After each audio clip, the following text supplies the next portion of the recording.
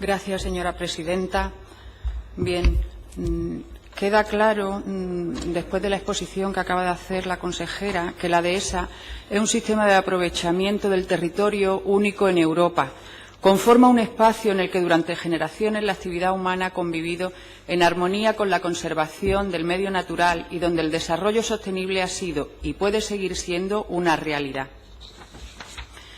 Andalucía cuenta con algo más de 1,25 millones de hectáreas de dehesa, lo que supone aproximadamente el 14% del territorio regional y la mitad de la superficie española de ese ecosistema, lo cual da idea de la relevancia y la importancia que tienen este tipo de ecosistemas. Factores naturales como la seca de los árboles o la degradación del suelo y causas humanas como el envejecimiento de la población rural o el cambio climático ponen en jaque el futuro de esa dehesa, como ya nos ha explicado la consejera ahora mismo. Un agrosistema único de la península ibérica que en Andalucía ocupa más de 1 millón de hectáreas. Hay que advertir la relevancia social, económica y ambiental de la dehesa en nuestra comunidad. 1/3 de la extensión del paisaje adhesado existente a nivel peninsular se localiza al sur de Despeñaperro y, por esta razón, el proceso de debilitamiento de la dehesa se vive con mucha preocupación en el sector. En la última década, la voz de alarma ha llegado desde numerosos ámbitos. La dehesa se apaga poco a poco y su desaparición arrastra tras de sí un modelo económico, agrícola, ganadero y forestal que ha dado trabajo a millones de familias andaluzas durante siglos. Actividades como el pastoreo y la producción ganadera, como la del cerdo ibérico, los aprovechamientos forestales para leña, corcho, seta o la caza, hacen que la dehesa sea una fuente de subsistencia fundamental y un elemento generador de empleo determinante en la Andalucía rural, especialmente en determinadas comarcas de la serranía de las provincias de Huelva, Sevilla, Córdoba, Málaga, Jaén y Cádiz. Al margen de los componentes puramente económicos, los ambientales también otorgan a la dehesa una singularidad única. Constituye el hábitat idóneo para 90 especies de animales, aves, mamíferos, anfibios, reptiles, catalogadas en peligro de extinción por la Unión Internacional para la Conservación de la Naturaleza, UICN. El lince ibérico y el águila imperial son dos de los ejemplos más conocidos. Cuando en 2010 el Parlamento andaluz aprobó esta ley de la dehesa y se reconoce ese marco normativo para su conservación y valorización, se promovió su gestión integral. En busca de sinergias para la defensa de la dehesa, Andalucía ha implicado de lleno a la Unión Europea. De esa relación partió la declaración de las dehesas como lugares de interés comunitario, LIC, o la aprobación en 2012 del LIFE Biodehesa vigente.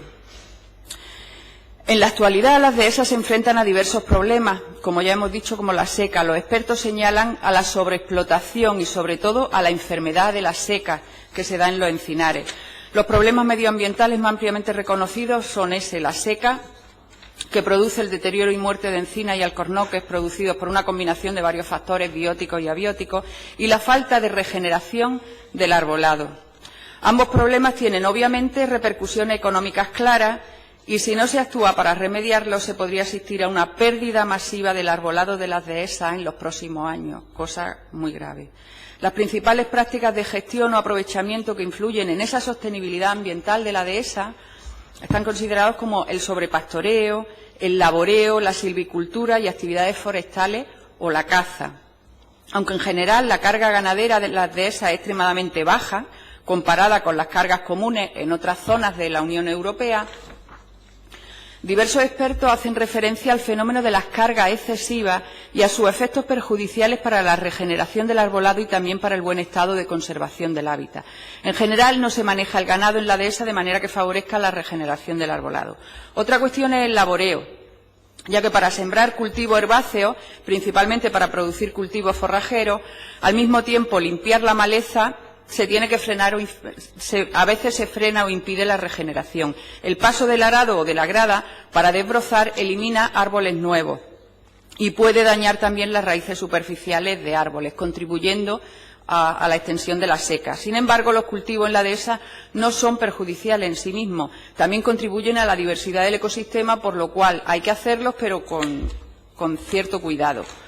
En cuanto a las actividades forestales, son necesarias mantener los aprovechamientos y el arbolado. Sin embargo, hay ciertas prácticas inadecuadas y algunas altamente dañinas para el hábitat y sus especies, por ejemplo, el desbroce mecanizado de grandes superficies, que puede causar importantes molestias. Aunque el desbroce reduce la competencia entre el arbolado y el matorral por agua y nutrientes y disminuye el riesgo de propagación de incendios, si al desbroce no le sigue una gestión adecuada del área, como siembra de cereal o pastos para reducir el tiempo y superficie de suelo desnudo, generalmente se ha de recurrir a desbroces continuados e intensos que pueden dar lugar a pérdidas de vigor en el arbolado. También las podas excesivas o mal ejecutadas para leña o carbón vegetal dejan los árboles debilitados y más vulnerables frente a posibles factores externos como plagas y enfermedades, y se observa un progresivo deterioro de las masas de quercus. El descorche también una práctica que supone un estrés para el árbol que, aunque es adecuado, puede aumentar la pérdida de agua a través de la superficie descorchada si no se tiene cuidado.